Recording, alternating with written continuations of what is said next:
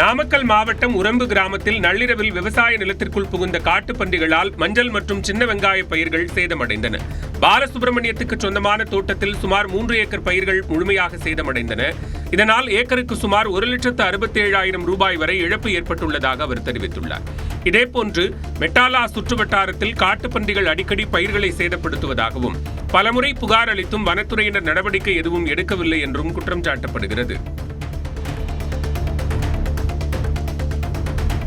புதுக்கோட்டை மாவட்டம் கீரனூர் அருகே இருசக்கர வாகனத்தின் மீது 2 கார்கள் மோதிய விபத்தில் மாமியார் மற்றும் மருமகள் சம்பவ இடத்திலேயே உயிரிழந்தனர். வெள்ளாளப்பட்டியைச் சேர்ந்த சாந்தி அவரது மாமியார் வீராயி ஆகியோர் இருசக்கர வாகனத்தில் கோப்படிக்காடு பிரிவு சாலையை கடக்க முயன்றனர். அப்பொழுது எதிரெதிரே வந்த 2 கார்கள் மோதியதில் இவர்களின் இருசக்கர வாகனம் இடையே சிக்கிக் கொண்டது. இதில் மாமியார் மருமகள் இருவரும் உயிரிழந்தனர். காரில் பயணித்த சரண்யா அடைக்கலராஜ் தம்பதி காயமடைந்தனர்.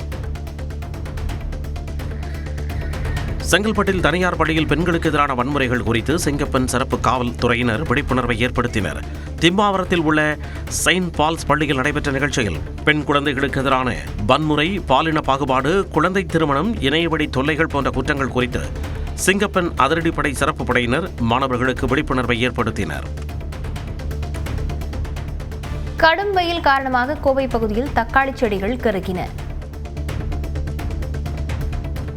கடும் வெயில் மற்றும் நீர் பற்றாக்குறை காரணமாக கோவை மாவட்டம் தொண்டாமுத்தூர் சுற்றுவட்டாரத்தில் அறுவடைக்கு தயாராக இருந்த தக்காளி செடிகள் காய்ந்து கருகி வருவதால் விவசாயிகள் வேதனையடைந்தனர். ஏக்கருக்கு ஆயிரக்கணக்கில் செலவு செய்த நிலையில் நஷ்டம் ஏற்பட்டுள்ளதாக கூறுகின்றனர். உடனடியாக அரசு கணக்கெடுப்பு நடத்தி பாதிக்கப்பட்ட விவசாயிகளுக்கு இழப்பீடு வழங்க வேண்டும் என கோரிக்கை விடுத்துள்ளனர். தஞ்சாவூர் மாவட்டம் திருவிடைமருதூரில் மாவட்ட ஆட்சியர் பிரியங்கா பங்கஜம் திடீர் ஆய்வு மேற்கொண்டார். சமூக நீதி மாணவியர் விடுதியில் மாணவர்களுக்கு வழங்கப்பட்ட மட்டன் குழம்பில் மட்டன் துண்டுகள் போதுமான அளவில் இல்லாததை அதிகாரிகளுக்கு சுட்டிக்காட்டினார். மேலும் கழிப்பறையை உடனடியாக சுத்தம் செய்ய உத்தரவிட்டதுடன் அரசு பள்ளியில் மாணவர்களின் உணவு மற்றும் அடிப்படை வசதிகளையும் ஆய்வு செய்தார். தருமபுரியில் தமிழக விவசாயிகள் சங்கம் சார்பில் ஆவின் பால் கொள்முதல் விலையை உயர்த்த கோரி பால் உற்பத்தியாளர்கள் ஆர்ப்பாட்டத்தில் ஈடுபட்டனர். பசும்பாலுக்கு லிட்டருக்கு 50 ரூபாய், எருமை பாலுக்கு 60 ரூபாய் வழங்க வேண்டும் என்றும் வலியுறுத்தினர். மேலும் வருகின்ற சட்டமன்ற கூட்டத்தொடரில் விலை உயர்வு அறிவிக்காவிட்டால் மறியல் மற்றும் சிறை நிரப்பும் போராட்டத்தில் ஈடுபட உள்ளதாக தெரிவித்தனர். பெருந்தலைவர் காமராஜரின் 124வது பிறந்தநாளை ஒட்டி தேனியில் தனியார் கல்லூரி நிறுவனம் சார்பில் மினி மாரத்தான் போட்டி நடைபெற்றது.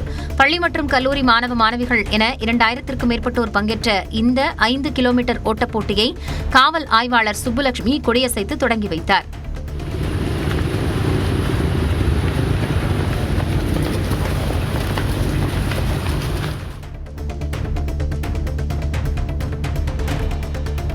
நமோ ஆப் மூலம் நன்கொடை பெற்று மோசடி செய்ததாக பாஜக முன்னாள் தேசிய தலைவர் JB நட்டா மற்றும் அமித் மாலவியா ஆகியோருக்கு எதிராக அளிக்கப்பட்ட புகாரை முடித்து வைத்து விட்டதாக சென்னை உயர்நீதிமன்றத்தில் CBI தெரிவித்துள்ளது. மோசடி நடந்துள்ளதாக பத்திரிகையாளர் அரவிந்தாக்ஷன் தொடர்ந்த வழக்கில் இந்த விவகாரம் தங்களது விசாரணை வரம்பிற்குள் வரவில்லை என CBI விளக்கம் அளித்துள்ளது.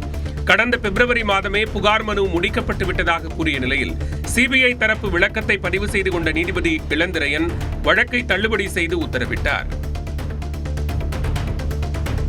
திண்டுக்கல் மாவட்டம் கொடைக்கானல் மலைப்பகுதியில் 15 வருடத்திற்கு ஒருமுறை மட்டும் பூத்து குலுங்கும் அபூர்வ மலரை உள்ளூர் மக்கள் மற்றும் சுற்றுலா பயணிகள் ஆர்வத்துடன் கண்டு ரசித்தனர். சைகாஸ் ரிவோலூட்டா என்ற ஜப்பானை பூர்வீகமாக கொண்ட செடியில் அடர் பச்சை நிறத்தில் பனை ஓலை போல பூத்திருக்கும் இந்த மலர் வருடக்கணக்கில் மெதுவாக வளரும் தன்மை கொண்டவையாகும். இந்த பூவானது மற்றொரு பகுதியில் உள்ள தனியார் பங்களாவில் காஃபி நிறத்தில் பந்து போல பூத்து குலுங்குவதை அப்பகுதி மக்கள் ஆர்வத்துடன் கண்டு ரசித்தனர்.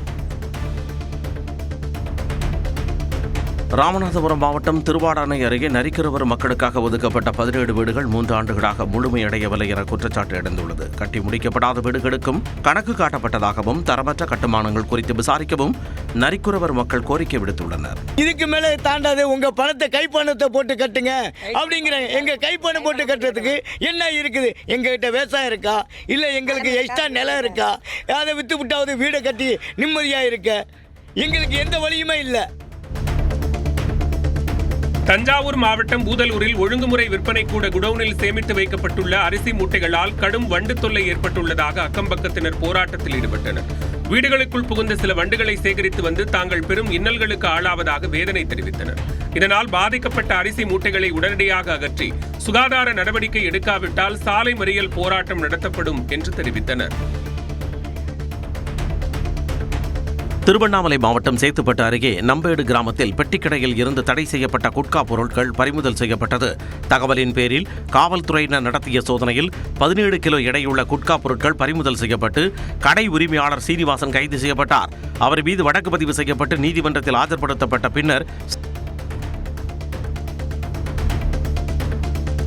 சாத்தான்குளம் தந்தை மகன் கொலை வழக்கில் தண்டனையை ரத்து செய்ய கோரிய மேல்முறையீட்டு மனுக்கள் மீதான விசாரணையில் முதல் குற்றவாளியான முன்னாள் காவல் ஆய்வாளர் ஸ்ரீதர் தானே நேரில் ஆஜராகி வாதாட உள்ளார். இவ்வழக்கில் தனக்கு இலவச சட்ட உதவி மையம் சார்பில் வழக்கறிஞர் யாரும் தேவையில்லை என்றும் தானே நேரில் ஆஜராகி வாதாடுவதாகவும் உயர்நீதிமன்ற மதுரை கிளையில் ஸ்ரீதர் முறையீடு செய்திருந்தார். இந்த கோரிக்கையை ஏற்ற நீதிபதிகள் ஜெகதீஷ் சந்திரா மற்றும் பூர்ணிமா அமர்வு ஏற்றுக்கொண்டு வழக்கின் விசாரணையை வரும் 27ஆம் தேதிக்கு ஒத்திவைத்தது. நீலகிரி மாவட்டம் கோத்தகிரி அருகே அரைவேணு மற்றும் சுற்றுவட்டார கிராமங்களில் கடந்த 4 நாட்களாக லட்சக்கணக்கான அந்த வகை பூச்சிகள் படையெடுத்து வருவதால் பொதுமக்கள் அச்சமடைந்துள்ளனர். குறிப்பாக இரவு நேரங்களில் வீடுகள் மற்றும் வணிக நிறுவனங்களை சூடும் இந்த பூச்சிகளால் மின் விளக்குகளை பயன்படுத்த முடியாத நிலை உள்ளதாக கூறப்படுகிறது. இந்த பூச்சிகள் மனிதர்களை கடிக்காது என்றும் ஒரு நாள் மட்டுமே உயிர் வாழும் ஈசல் வகையைச் சேர்ந்தவை என்றும் ஊராட்சி நிர்வாகம் விளக்கமளித்துள்ளது. பூச்சிகளின் படையெடுப்பை கட்டுப்படுத்த 30க்கும் மேற்பட்ட தூய்மை பணியாளர்கள் மருந்து தெளிக்கும் பணியில் ஈடுபட்டுள்ளனர். தென்பெண்ணை ஆற்றின் கலவரப்பள்ளி அணையில் நுரை பொங்கி மாசு ஏற்படுவது தொடர்பான வழக்கில் மத்திய மாசு கட்டுப்பாட்டு வாரிய மண்டல இயக்குநர், தமிழக மற்றும் கர்நாடக மாசு கட்டுப்பாட்டு வாரிய உறுப்பினர் செயலர்கள் செப்டம்பர் 9ஆம் தேதி விளக்கமளிக்க தென்மண்டல தேசிய பசுமை தீர்ப்பாயம் உத்தரவிட்டுள்ளது. பெங்களூரு நகர கழிவுகள் ஆற்றில் கலப்பதால் ஏற்படும் மாசு குறித்து தாமாக முன்வந்து விசாரித்த தீர்ப்பாயம் மாசு ஏற்படுவதை தடுக்க இரு மாநிலங்களும் இணைந்து செயல்பட்டு தீர்வுகளை சமர்ப்பிக்க வேண்டும் என அறிவுறுத்தியுள்ளது. அண்மையில் எடுக்கப்பட்ட நீர் மாதிரிகள் அணை தீவிரமாக மாசடைந்திருப்பதை உறுதி செய்வதாக நீதிபதிகள் அமர்வு அதிருப்தி தெரிவித்தது. சென்னை ஜே நகரில் உள்ள தனியார் பள்ளியில் 11 வயது மாணவரை இரும்பு சுத்தியால் தாக்கியதாக உடற்கல்வி ஆசிரியர் கைது செய்யப்பட்டுள்ளார். இந்த தாக்குதலில் மாணவரின் கை எலும்பு முறிந்து இரத்த கசிவு ஏற்பட்டுள்ளதால் தொடர்ந்து மருத்துவமனையில் சிகிச்சை பெற்று வருகிறார். இந்நிலையில் மாணவரின் தாய் அளித்த புகாரின் பேரில் காவல்துறையினர் வழக்கு பதிவு செய்து ஆசிரியர் லெவின் என்பவரை கைது செய்து விசாரணை நடத்தி வருகின்றனர். கொடைக்கானல் மன்னவனூர் சூழல் சுற்றுலா மையத்திற்கு வரும் சுற்றுலா வாகனங்கள் பிரதான சாலையில் நிறுத்தப்படுவதால் கடும் போக்குவரத்து நெரிசல் ஏற்பட்டு விவசாயிகள் பாதிக்கப்படுவதாக புகார் எழுந்துள்ளது. வாகனங்களை சுற்றுலா மையத்திற்குள் நிறுத்த வனத்துறை நடவடிக்கை எடுக்காவிட்டால் அனைத்து மேல்மலை விவசாயிகளையும் திரட்டி மன்னவனூர் சூழல் சுற்றுலா மையத்தை முற்றுகையிடுவோம் என விவசாயிகள் சங்கம் எச்சரித்துள்ளது.